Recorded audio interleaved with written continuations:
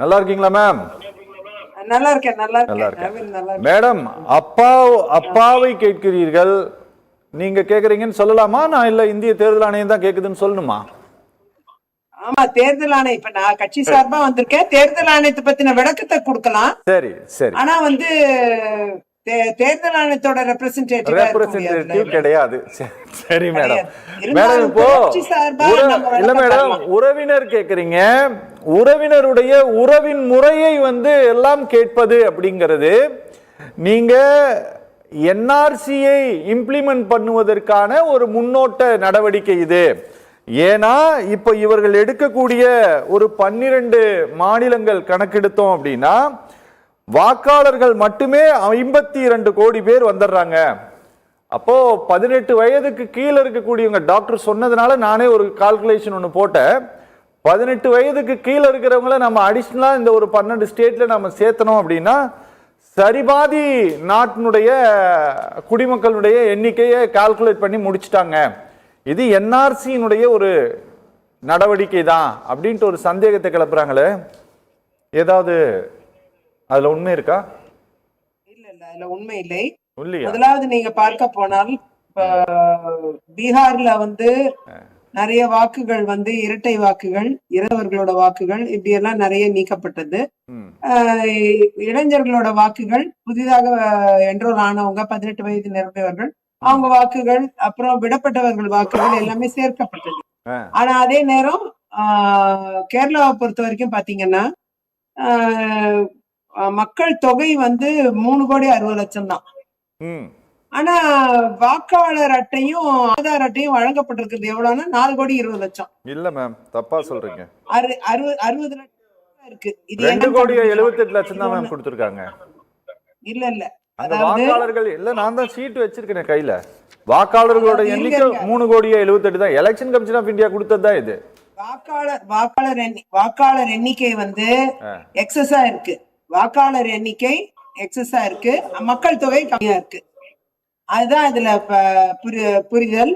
இன்னொன்னு, தமிழ்நாடை பொறுத்த வரைக்கும் சொல்றேன், 19.2% இந்த புதிய வாக்காளர்கள், புதிய மக்கள் தொகை உயர்வு, வளர்ச்சி, மக்கள் தொகை வளர்ச்சி 19.2% இருக்கு. ஆனா அதே நேரம் வாக்காளர் வளர்ச்சி, எலக்டோரல் ரோல்ல உள்ள வளர்ச்சி 35.8% இருக்கு. அதே நேரம் ஒரு நிமிஷம் சொல்லி முடிச்சிடுறேன். 19.8% டிஃபரன்ஸ் இருக்கு தமிழ்நாட்டுல. இது எல்லாமே இது எல்லாமே எங்க இது தவறா இருக்குங்கிறத டாலி பண்ணணும். நீங்க மக்கள் தொகை வளர்ச்சி குறைவா இருக்கு, ஆனா வாக்காளர் வளர்ச்சி அதிகமா இருக்கு. சோ எங்க இருந்து வந்திருக்காங்க, மைக்ரேட் ஆகி வந்திருக்காங்க, இன்னும் எவ்வளவு பேர் இருக்கிறாங்க, என்ன எல்லாம் அந்த வளர்ச்சி, மக்கள் தொகை வளர்ச்சியை விட வாக்காளர் வளர்ச்சி அதிகமா இருக்கு தமிழ்நாட்டுல.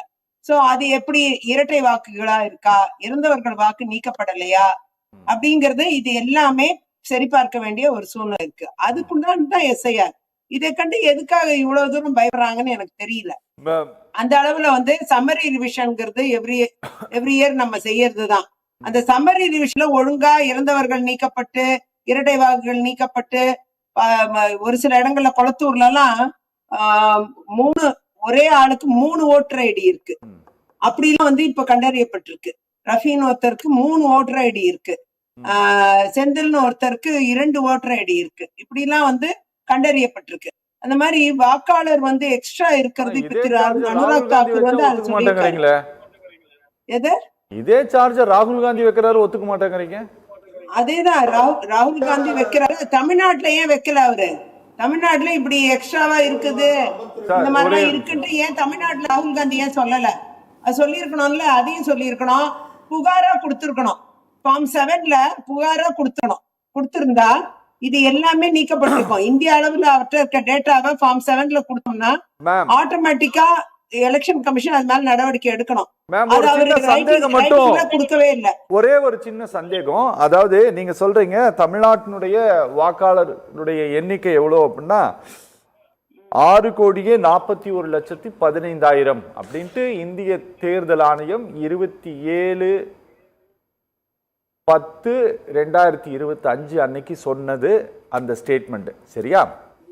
ஆனா நீங்க இப்ப சொல்றீங்க இந்த சதவிகிதம் மக்கள் தொகை கணக்கை விட அந்த வளர்ச்சியை விட கூடுதலாக 19%, 19.8% இருக்குன்னு. ஆமா, இந்த கால்குலேஷன் யார் சொன்னது மேம்? அதிகமா இருக்கு. இல்ல மேம், இதை யார் சொன்னதுன்னு கேக்குறேன். இந்த டேட்டா எங்க இருந்து கிடைச்சது? எலெக்ஷன் கமிஷனோட டேட்டா தான் இது. அந்த அளவுல வந்து வாக்காளர் மக்கள் தொகை வளர்ச்சி சதவிகிதம் 19.2, அதே வாக்காளர் வளர்ச்சி சதவீதம் 35.8. கிட்டத்தட்ட 19.8%. அதாவது இந்த டிஃபரன்ஸ் ரெண்டுத்துக்கும் இருக்கு மேம். இந்த அந்த டிஃபரன்ஸ் பப்ளிஷ் டேட்டா தான். நீங்க போய் பாருங்க, கூகுள்ல பாருங்க, இருக்கு பாருங்க கூகுள்ல. அளவுல வந்து இந்த பப்ளிஷ் டேட்டா படியே இந்த வாக்காளர் வளர்ச்சி வந்து 20% அதிகமா இருக்கு. அந்த வாக்காளர் வளர்ச்சிய நாம வந்து எப்படி இது வந்து 20% அதிகமா இருக்கும், 20% எதனால அதிகமா இருக்குங்கிறத நம்ம கண்டறியணும். தவறான வாக்குகள் இல்ல, அதை நீக்கணும். அப்படி நீக்கிற பட்சத்துல, புதிய வாக்குகள் சேர்க்கிற பட்சத்துல நிச்சயமா ஒரு சமநிலை ஏற்பட வாய்ப்பு இருக்கும். ஒரு 10% ஓட்டுகள் வந்து நிச்சயமா இதுல பிரச்சனையான வாக்குகள் அப்படின்னு நம்ம கண்டறியலாம். ஒரு 10% புதிய வாக்காளர்கள் சேரும் பொழுது அது மொத்தத்துல 10% டிஃபரன்ஸா மாற வாய்ப்பு இருக்கு. சோ அந்த எஸ்ஐஆர்ங்கிறது அதுக்குதான். எஸ்ஐஆர் வந்து வேற எந்த ஒரு விஷயத்துக்காக இல்ல. இதுல சந்தேகப்படுறதுக்கு எதுவுமே கிடையாது. தேவையில்லாம சந்தேகங்களை கிளப்பி மக்களை குழப்புவதற்கு இத வந்து செய்யறாங்க. இத நம்ப வேண்டாம். இது தவறான ஒரு நடைமுறையே. சரி சரி, மேடமோட அந்த ஃப்ரேம் கொஞ்சம் அட்ஜஸ்ட் பண்ண சொல்லுங்க. மேடம் வணக்கம், நான் பேசுறது கேக்குதா உங்களுக்கு? மேடம், ஒருவர் ஒரு வாக்கை செலுத்த வேண்டும், எல்லோருக்குமே வாக்குரிமை கிடைக்க வேண்டும், அவர்கள் இந்திய குடிமகனாக இருக்கும் பட்சத்தில், அப்படிங்கிறது தான் இந்த எஸ்ஐஆர் மைய நோக்கம் அப்படின்ட்டு பாஜக ஆதரிக்கிறது. அப்படின்னா டெல்லி தேர்தலில் வாக்களித்தவர், உத்தரகாண்ட் தேர்தலில் வாக்களித்தவர், நவம்பர்ல உத்தரகாண்ட் தேர்தல்ல டெல்லியில வாக்களிக்கிறாங்க. இப்ப பீகார்லயும் போய் எப்படி வந்து உங்களுடைய கட்சியை சேர்ந்தவர்கள் வாக்களிக்கிறாங்க? அதெல்லாம் உண்மை கிடையாது. அதெல்லாம் உண்மை கிடையாதா? இதெல்லாம் தவறு. அதுக்கு அந்த மாதிரி டீடைல்ஸ் பதில் சொல்லி இருக்குது, நாங்க விசாரிச்சிட்டு இருக்கிறோம்ட்டு. அதை விசாரிச்சு அவங்க பதில் சொல்லுவாங்க. பொறுமையா இருங்க, கேளுங்க, பதில கேட்டுட்டு அதுக்கப்புறம் பேசலாம், அதை பத்தி விவாதம் பண்ணலாம். அந்த அளவுல வந்து தவறு இருக்குமா இருந்தா அது நீக்கப்படும், சரி செய்யப்படும். அது ஃபார்ம் 7ல கரெக்டா ஃபில்அப் பண்ணி தவறான வாக்காளர் யாரோ அவங்கள நம்ம குறிப்பிட்டு சப்மிட் பண்ணோம்னா ஆட்டோமேட்டிக்கா அது நீக்கப்படும். அதையும் நாம செய்யலாம், பிஎல்ஓ மூலமா அதையும் நம்ம கொடுத்து பண்ண வைக்கலாம். பிஎல்ஏஸ் வந்து அந்த மாதிரி தவறான வாக்குகளை வந்து நீக்கிறதுக்கான ஃபார்ம் 7 ஃபில்அப் பண்ணி யார் பேரை சொல்லி அந்த டீட்டெயிலோட கொடுக்கறோமோ அதெல்லாம் நீக்கப்படும். ஆக பர்டிகுலர்ஸ் இல்லாம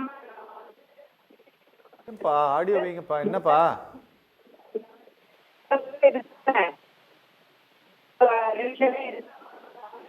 கேட்டுட்டு மேடம்? ஃபார்ம் 7ல தவறான ஓட்டு ஒண்ணு இருக்குன்னு சொல்லி எழுதி கொடுத்தா யார் வேணா எழுதி கொடுக்கலாம்.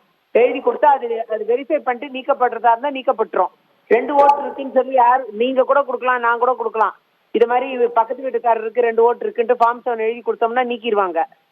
அது வெரிஃபை பண்ணிட்டு 2 இடத்துல இருக்குமா இருந்தா எந்த இடத்துல இருக்கு அவர் தயாரா இருக்காருன்ட்டு அவர்கிட்ட வில்லிங்னஸ் கேட்டுட்டு ஒரு இடத்த நீக்கிடுவாங்க.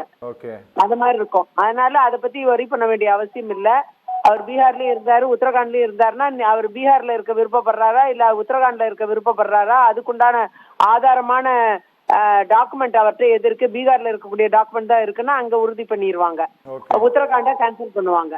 அதனால போட்ட ஓட்டு செல்லும் தானே. எந்த போட்ட ஓட்டு செல்லும் செல்லாதுங்கிறத விட அது சரி செய்யறதுக்கான ரிவிஷன் இது. இந்த ரிவிஷனை கிளியர் பண்ணா அடுத்த ஓட்டு செல்லாத ஓட்டு போடாம பாத்துக்கலாம். அட்லீஸ்ட் அந்த லெவல்லயாவது சரி பண்ணலாம் இத. ஏற்கனவே நடந்த விஷயங்கள், இப்ப திமுகக்கு நிறைய பேர் ஓட்டு போட்டு ஆட்சியில உட்கார வச்சுட்டாங்க. அப்ப நிறைய பேர் போட்ட ஓட்டுல தப்பு இருக்குன்னா ஆட்சியை விட்டு போய் 5 வருஷம் நீங்கிருங்க, வாங்கின சம்பளம் எல்லாம் திருப்பி கொடுத்துருங்கன்னு சொல்ல முடியுமா? முடியாது இல்ல. அதே மாதிரிதான், அதே சூழ்நிலை தான் இங்கேயும். அதனால ஓட்டு போட்டது, ஏற்கனவே போடப்பட்டது, இதெல்லாம் வந்து தள்ளுபடி செய்யறதுங்கிறது சாத்தியமற்ற ஒன்று. ஆனா இனி தவறு நடக்காம இருக்க இன்டென்சிவ் ரிவிஷனை ஃபாலோ பண்ணோம்னா நிச்சயமா இனி ஏதாவது தவறுகள் நடக்காம தடுக்கலாம். அதுதான் நாம செய்யணும். Okay madam.